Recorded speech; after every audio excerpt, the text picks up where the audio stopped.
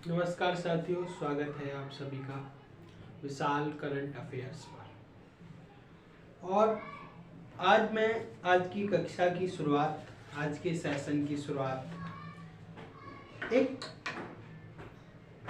छोटे से कविता या छोटे से कुछ लाइनों से करना चाहता हूँ। जो लाइनें आज की कक्षा की पूरी रूपरेखा को प्रस्तुत करेंगी। हम कौन थे, क्या हो गए हैं, क्या होंगे अभी, आओ विचारें ये बातें सभी। मैथिली शरण गुप्त जी ने ये लाइनें भारत भारती में लिखी हैं। ये लाइनें आज हमारे इस सेशन के लिए काफी सार्थक होंगी। क्यों?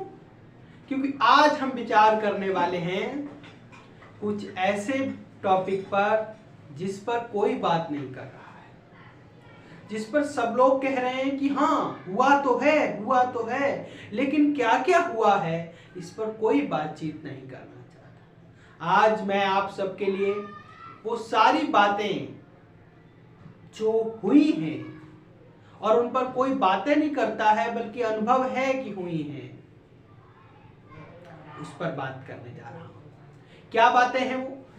सबसे बड़ी चीज कि हम सब लोगों के बीच में अब दो जिंदगियां हो गई हैं।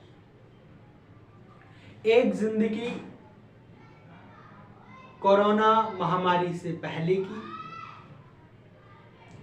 एक जिंदगी कोरोना महामारी के बाद। इन दो जिंदगियों के बीच में क्या अंतर आया है, हम क्या थे और अब क्या हो गए हैं, ये विचार करने का विषय है। बहुत सारी समाज में चर्चाएं होती हैं। आप मन में भी सोचते ही होंगे कि काश क्या बदलाव आया, और आप लोग अनुभव भी करते होंगे, लेकिन कोई चर्चा नहीं करता, कोई बात नहीं करता कि ऐसा कुछ अनुभव, ऐसा कुछ हुआ भी। कोरोना ने हमारी जिंदगी के दो धड़े कर दिए, दो छोर बना दिए। हम जो कोरोना वायरस से पहले थे अब हम वो नहीं रहे हैं। हमारी जिंदगी वो नहीं रही है, हमारी दिनचर्या वो नहीं रही है। उसमें बहुत सारे बदलाव और परिवर्तन आए हैं। उन्हीं बदलाव और परिवर्तनों पर आज हम बात करने जा रहे हैं।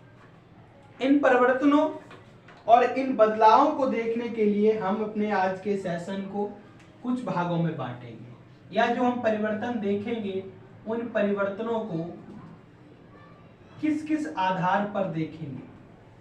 पहला परिवर्तन हम ये देखेंगे कि सामाजिक परिवर्तन कौन से हैं, हमारे समाज में क्या परिवर्तन आ गया, कोरोना से पहले क्या था और कोरोना के बाद क्या।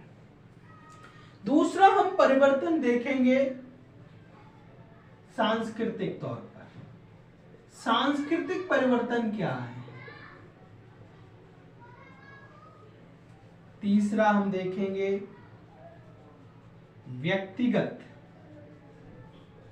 परिवर्तन, एक इंडिविजुअल के अंदर, एक व्यक्ति के अंदर क्या परिवर्तन हुए।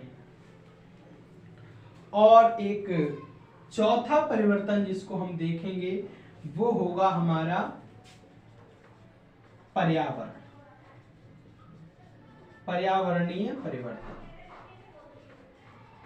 इन चार परिवर्तनों पर बात करने के बाद आप लोग समझ पाएंगे कि क्या परिवर्तन आया है। कोई अद्भुत बातें नहीं होने वाली है, वो सारी बातें हैं जो आप सब लोग फील करते हैं, बट उनको हम एक जगह इकट्ठा नहीं कर पाते, या कुछ लोग तो फील ही नहीं कर पाते, या कुछ लोगों को तो पता ही नहीं चलता है। हम सब छात्रों को और हम सब भारतवासियों को इन सारी जिंदगी के बीच में परिवर्तनों को जानने की बहुत जरूरत है। और इसीलिए मैं ये बिंदु आप सबके सामने लेके आया हूं। सबसे पहले अगर हम बात करें सामाजिक परिवर्तन में, तो सामाजिक परिवर्तन के अंदर सबसे पहली चीज जो आई है वो जागरूकता है। जागरूकता किसके प्रति? जागरूकता आई है अपनी समाज के प्रति, जागरूकता आई है अपनी हेल्थ के प्रति, जागरूकता आई है अपने पर्यावरण के प्रति, जागरूकता आई है अपने स्वयं के प्रति। आप लोगों को पता ही होगा कि कोरोना से पहले हमारे देश की लगभग बहुत सारी जनसंख्या को सैनिटाइजर क्या होता है ये पता ही नहीं था, मास्क का क्या प्रयोग होता है पता नहीं था, हाथ धोने का कितना ज्यादा महत्व होता है नहीं पता। जैसे ही कोरोना ने दस्तक दी, भारत का बच्चा बच्चा ग्रामीण परिवेश से लेकर शहरी परिवेश तक हर कोई व्यक्ति सैनिटाइजर से परिचित हुआ है। हर कोई व्यक्ति मास्क के महत्व को समझा है। हर कोई व्यक्ति अपने स्वास्थ्य के प्रति सजग हुआ है। हाइजीन को लेकर, साफ सफाई को लेकर भी जागरूकता बढ़ी है। लोग समझ पाए हैं कि स्वच्छता का अपना स्वयं का महत्व क्या होता है, कितना महत्वपूर्ण होती है स्वच्छता, ये हमें कोरोना ने समझाया। आज साफ सफाई को लेकर काफी जागरूकता गांवों में, शहरों में आदि देखने को मिलती है, और घरों में तो विशेषकर बच्चों को खाना खाने से पहले हाथ धोना, खाना खाने के बाद हाथ धोना, ये हालांकि पहले भी होता था कुछ घरों में, लेकिन अब सामान्यतः सभी घरों में मुख्य रूप से देखा जाता है।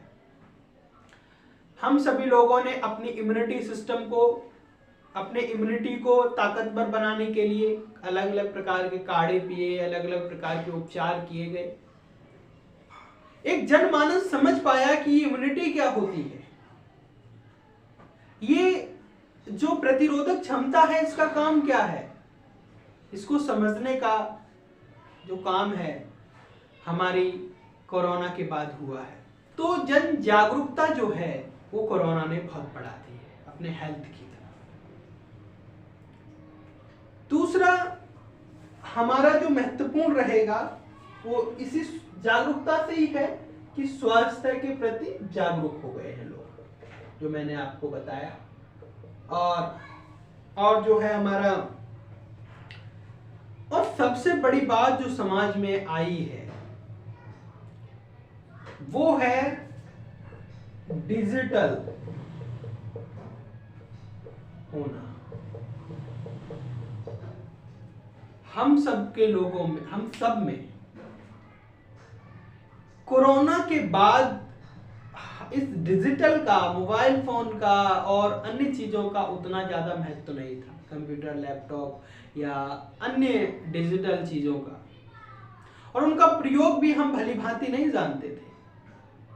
लेकिन कोरोना वायरस ने हमें 2 वर्ष तक घरों में कैद रखा, और उस दौरान सारे कार्यक्रम या सारे काम, सारे ऑफिस के काम, सारे पढ़ाई लिखाई के काम जो हुए वो डिजिटली हुए। जो लोगों ने कभी भी कीपैड के अलावा स्मार्टफोन यूज नहीं किए थे, उन लोगों को उसका यूज सीखना पड़ा। जो लोग बिल्कुल भी इन चीजों को पसंद नहीं करते थे, उन लोगों को भी इसमें घुसना पड़ा, और इसका फायदा यह हुआ कि हमारे समाज में सभी लोगों को डिजिटली गैजेट्स के प्रयोग करने का मौका मिला और उनको सीखने का मौका मिला। ये सीख पाए। बहुत सारे टीचर्स को जो पुराने थे, जिनको डिजिटल का कुछ पता नहीं था, उनको पढ़ाने लिखाने में काफी दिक्कतें आई, और अंततः उन्होंने सीखा और फिर आगे कार्यक्रम बढ़ाया, पढ़ाई शुरू की। दूसरा, जो गरीब वर्ग के, मध्य वर्ग के, निम्न मध्य वर्ग के छात्र थे, उनके पास स्मार्टफोन की सुविधा नहीं थी, उनको सुविधा किसी तरीके से उपलब्ध करानी पड़ी, अरेंज करना पड़ा। और आज लगभग मैं ये दावे से कहना चाहता हूं, किसी के घर में दाल या आटा हो ना हो, मोबाइल फोन जरूर होगा। आटा हो ना हो, डाटा जरूर होगा। इस तरीके से डिजिटली हम लोग संक्रमित हुए हैं। और इसके बहुत सारे नकारात्मक प्रभाव भी हमने देखे।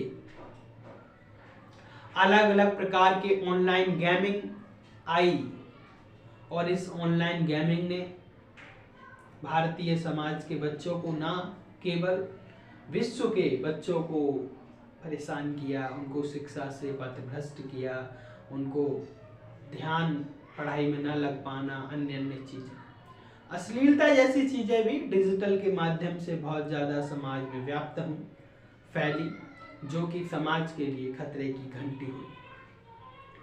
आगे जो मैं बात करना चाहता हूं वो हमारा सांस्कृतिक परिवर्तन है।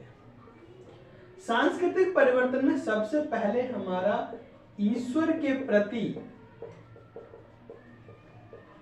ध्यान या श्रद्धा बढ़ी।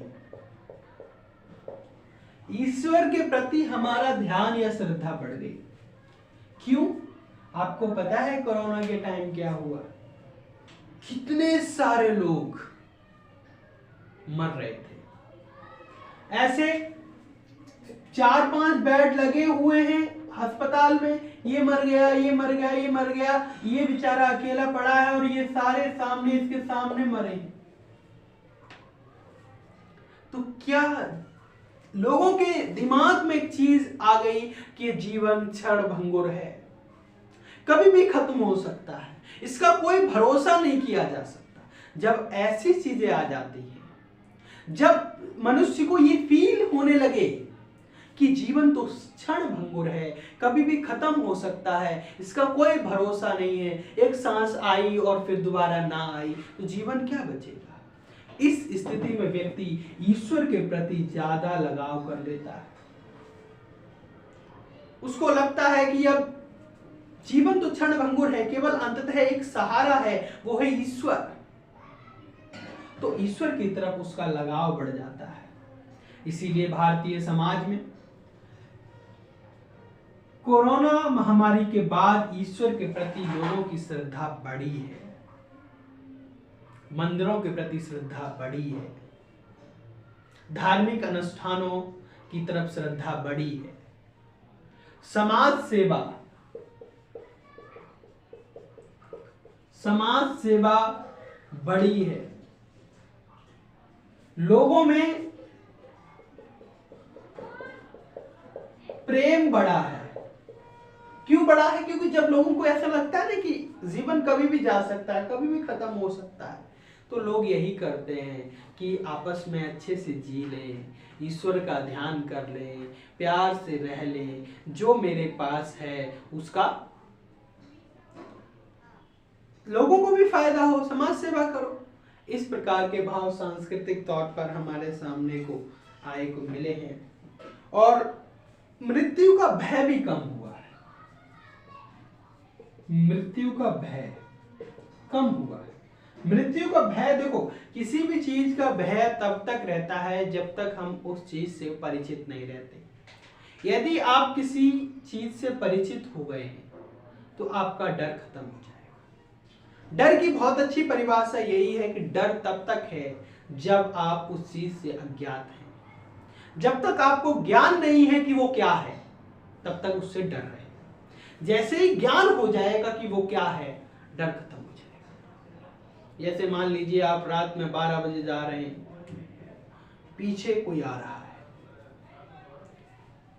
घुंघरू बज रहा है, और आप जा रहे हैं और पीछे कोई आ रहा है, छम छम छम छम छम हो रहा है।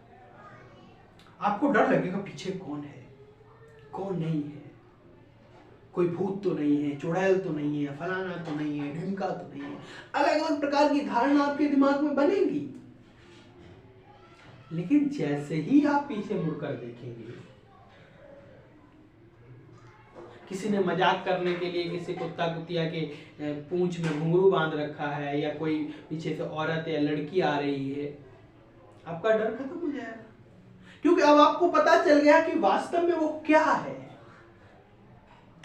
तो साथियों ध्यान रखना, डर तभी तक रहता है जब तक किसी भी चीज से का ज्ञान ना हो।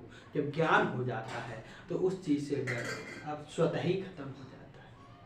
उसी प्रकार लोगों को मृत्यु से परिचय हुआ। क्या जीवन क्षणभंगुर है, जीवन जो है क्षणभंगुर है, मतलब एक दिन तो सबको जाना है। जब ये भाव आता है तो मृत्यु से भय कम हो जाता है। व्यक्तिगत परिवर्तनों में अगर हम देखें तो काफी नकारात्मक चीजें देखने को मिली, जैसे गुस्सा, आलस्य, गुस्सा, आलस्य और घरेलू हिंसा।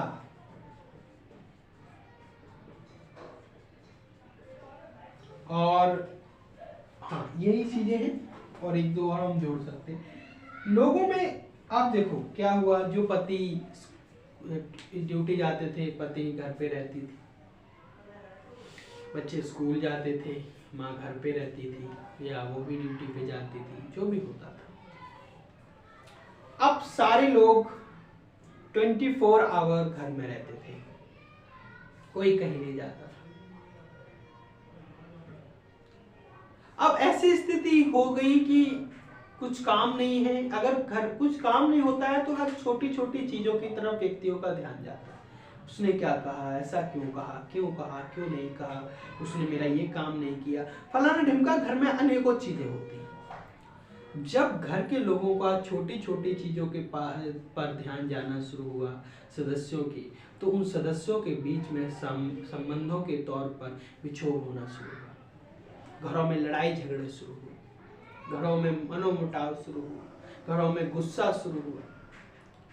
और इस दौरान बहुत सारी केस ऐसे भी देखने को मिले कि कोरोना के टाइम में बहुत सारे तलाक भी हुए। और ये तलाक इसलिए हुए क्योंकि दोनों अधिकतर समय तक घर में रहे। ये बात ध्यान रखना, प्रेम या प्यार या आपसी संबंध तभी तक ज्यादा अच्छा रहता है जब तक हम ज्यादा समय तक पास में न रहें। अगर आप किसी के पास 24 घंटा उपलब्ध होने लगे, आपका महत्व खत्म होता चला जाएगा, आपका प्यार खत्म होता चला जाएगा, आपका संबंध खत्म होता चला जाएगा। ऐसा ही हुआ। तो और फिर लोगों में गुस्सा बढ़ा, क्योंकि एक तो डिजिटली आपके माइंड पे बहुत ज्यादा इफेक्ट पड़ रहा था, काम कर रहे थे, कुछ कर रहे थे। दूसरा, जो घर में अनेक क्रियाकलाप हो रही थी उसको लेकर आलस्य तो पूछो ही मत। सुबह जल्दी उठना है नहीं उठना है इससे कोई फर्क नहीं पड़ता था। रात में जल्दी सोना है नहीं सोना है उससे कोई फर्क नहीं पड़ता था। पूरी दिनचर्या लगभग ध्वस्त हो चुकी थी।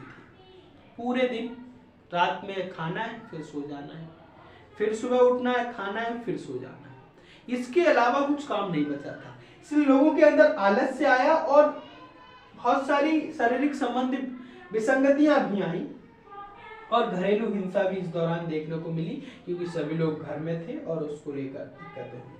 पर्यावरण को आपने देखा ही होगा कि कोरोना के टाइम पर्यावरण एकदम शुद्ध हो गया था, नदियां साफ हो गई थी, जो ओजोन लेयर है उसका जो हिरास होता है, उसकी जो घिसावट होती है वो कम हो गई थी। ओजोन परत का हिरास जो था कम हो गया, पर्यावरण बिल्कुल शुद्ध हो गया। हालांकि उसके बाद भी गंदा था और कोरोना के से पहले भी गंदा था, कोरोना के दौरान ये सब हुआ। नदियां भी साफ हुई, नदियां भी साफ हो गई थी। तो नेचर ने क्या किया, अपने आप को रिकवर करने का काम किया। और ये नेचर जो एक ऐसी चीज है जो अपने आप को रिकवर करता है हमेशा, उसको किसी की इंटरफेयर की जरूरत नहीं है। यदि हम एक समय अंतराल के बाद उसका यूज करें तो वो तब तक अपने आप को रिकवर कर लेता है, लेकिन हम लोग उसका प्रयोग करते करते सांस ही नहीं लेते जिससे कि हम उसको टाइम भी मिल पाए। तो ये सब कोरोना के बाद और भी बहुत सारी चीजें आई हैं जिन पर हम विचार कर सकते हैं। आप लोग विचार करिए, अगर आपको लगता है कुछ और भी बिंदु हो सकते हैं, कुछ और भी चीजें हो सकती हैं, तो आप लोग कमेंट करके भेजिए, तो मेरी भी ज्ञान वृद्धि होगी और आप लोग इस सेशन से जो भी समझ पाए हो, आपको जैसा भी लगा हो, अच्छा बुरा बताइए। और चैनल को सब्सक्राइब करिए, अपने दोस्तों के साथ साझा करिए। आपको एक निश्चित समय अंतराल के बाद कुछ बिंदुओं पर, समसामयिक विषयों पर, करंट अफेयर से रिलेटेड वीडियोस मिलेंगी। जो भी बड़े मुद्दे होंगे, जो भी चर्चा करने लायक बातें होंगी, उन पर हम बातें करेंगे और आप लोगों को कुछ फायदा होगा। धन्यवाद।